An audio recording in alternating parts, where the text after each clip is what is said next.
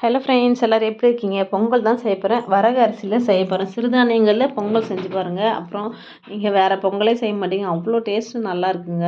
நம்ம தான் கொஞ்சம் ரேட்டு ஜாஸ்தி, இல்லை டேஸ்ட்டு நல்லா இருக்காதுன்னு நிறைய பேர் யூஸ் பண்ணுறதே இல்லை. ஆனால் இப்போ ஓரளவுக்கு கொஞ்சம் நிறைய பேர் யூஸ் பண்ண ஆரம்பிச்சிட்டிங்கன்னு நினைக்கிறேன் சிறுதானியங்கள்லாம். அதில் இது ரொம்பவே நல்லாயிருக்கும்.